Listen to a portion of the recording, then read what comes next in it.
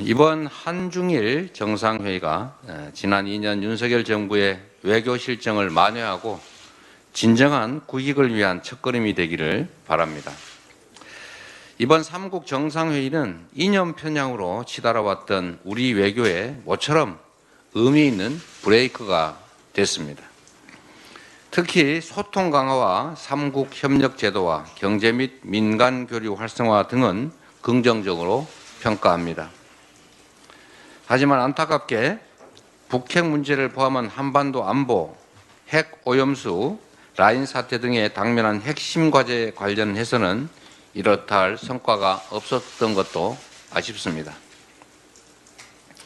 윈스턴 처칠은 외교는 말이 아닌 행동이라고 했습니다. 좋은 게 좋다라며 말의 성찬으로 끝나서는 안 됩니다. 리창 총리는 이재용 삼성 회장과 따로 만나 중국 투자 확대를 요청했습니다. 한미일 안보 협력을 견제하는 한편으로 반도체 등 국가의 핵심 이익에 대해서는 적극적으로 나서는 모습을 보여주고 있습니다. 우리 정부도 신냉전적 인식과 진영 가치 외교에 집착해온 그간의 태도를 바꿔야 합니다. 국익을 중심으로 실용적인 실리를 취할 수 있는 그런 자세를 다시 복구해야 합니다. 3국 정상회의를 계기로 진영 대립을 완화하고 영내 협력 메커니즘을 구축할 수 있는 적극적인 외교 역량을 발휘해 주시도록 요청드립니다. 또 이를 토대로 당면한 현안에서부터 실질적인 성과를 거둬 나가야 할 것입니다. 국민의힘이 끝내 젊은 병사의 억울한 죽음을 저버렸습니다.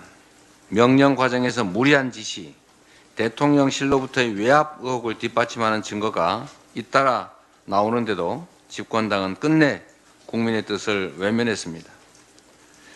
최고 권력자인 대통령을 따르느라 공정과 상식은 물론이고 양심까지 저버린 것입니다. 최근 또 다른 젊은 훈련병이 입대 열흘 만에 사망하는 사고가 있었습니다.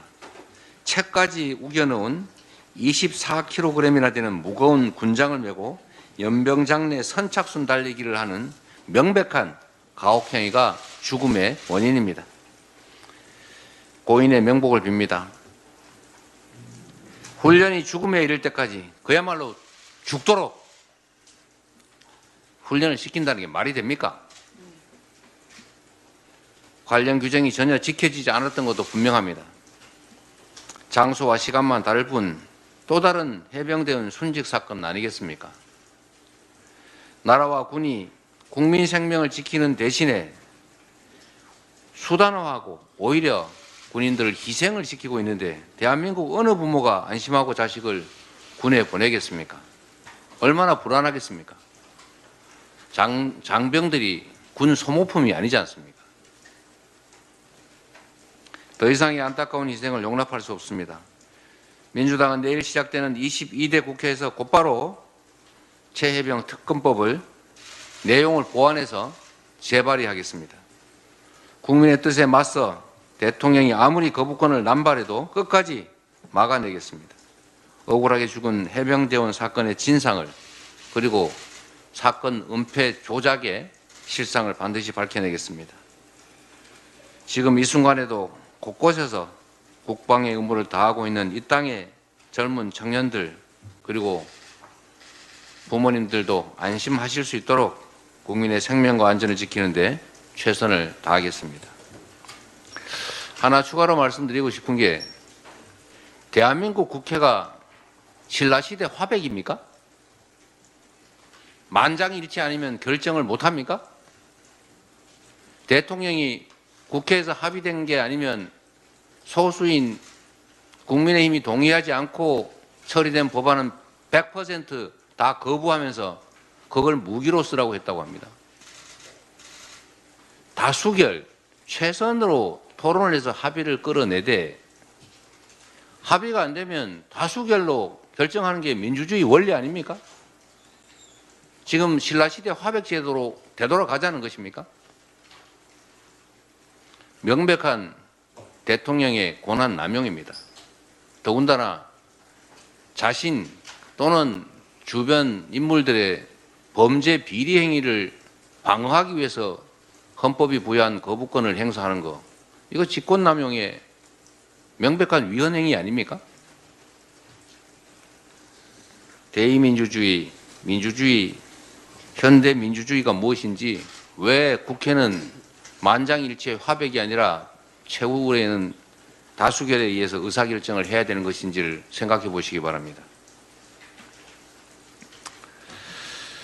또 한 가지, 지금 국회가 헌법이 부여한 제대로의 권능을 인정받지 못하고 있습니다. 자료 제출 거부는 기본이고 출석도 안 하고 와서 아주 대놓고 거짓말하고, 그러다 보니까 요즘은 아예 법정에 가서도 누구 처벌하기 위해서 소위 모해위증, 거짓말하는 게 일상이 됐습니다.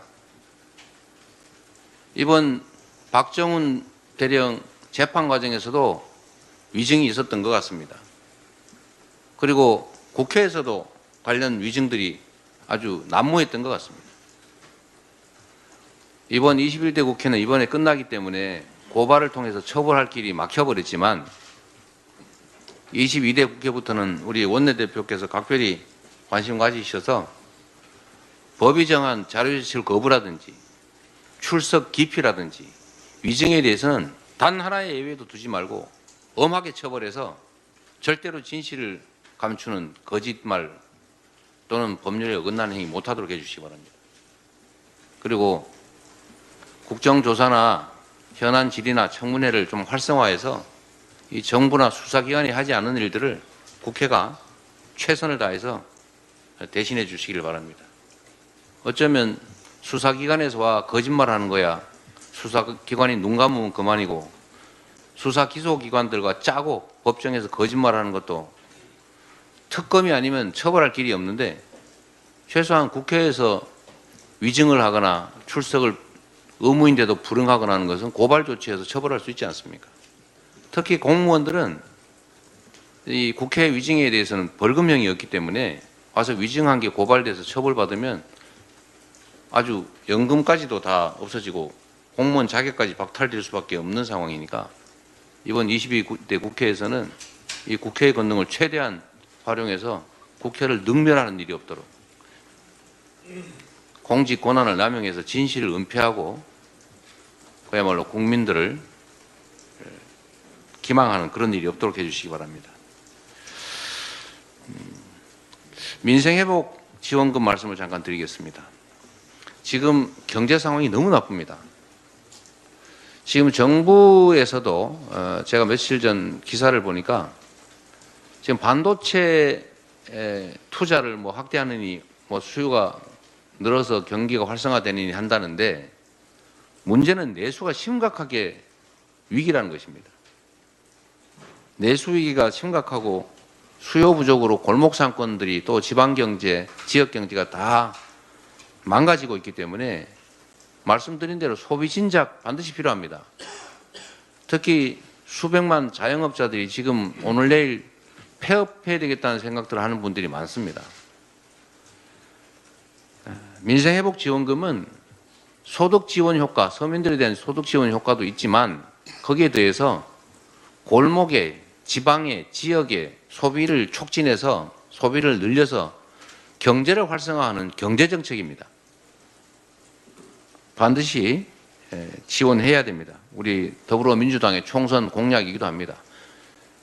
정부 여당 입장에서도 골목 경제가 살아나면 정부 여당 지지율 올라가고 좋지 않습니까?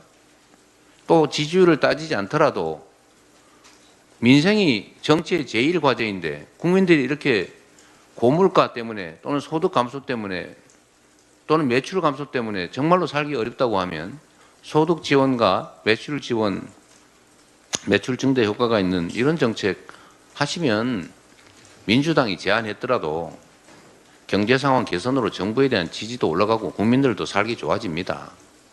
왜 안 합니까? 저희가 정부 여당에 제안을 하나 드리겠습니다. 대통령께도 마찬가지로 제안 드립니다. 우리가 민생회복 지원금을 반드시 똑같이 지급하라는 주장 더 이상 하지 않겠습니다. 우리가 지향하는 가치가 보편 지원에 있기는 하고 또 세금 많이 낸 사람을 왜 정부 정책 혜택에서 제외하느냐라는 그런 부담감 때문에 가급적 보편적으로 동일한 지원을 하라라고 요구했지만 굳이 이게 어렵다면 차등 지원도 저희가 수용하겠습니다. 그리고 또 구체적인 방법으로 고소득층에 대해서는 매칭 지원을 하는 것도 저희가 수용하겠습니다. 일정 소득 이하는 정부가 100% 지원하되 일정 소득 이상에 대해서는 정부가 80% 지원하고 본인이 매칭해서 20%는 부담하게 한다든지 아니면 30% 부담하고 70%만 지원한다든지 이렇게 차등을 둘 수도 있고 100% 지원이 아니라 일부는 본인 부담을 하는 것으로 해서 매칭 형태로 할 수도 있다. 그런 점들을 저희가 받아들이겠다는 말씀을 드립니다. 안 하는 것보다 낫기 때문입니다. 정부에서 그리고 여당이 대통령께서 오로지 민생과 국민의 삶을 고려해서 우리가 양보할 테니 경기도 살리고 민생도 보살피는 이 정책을 수용해 주시고 구체적 내용을 신속하게 만나서 협의하면 좋겠다는 말씀을 드립니다. 네, 고맙습니다.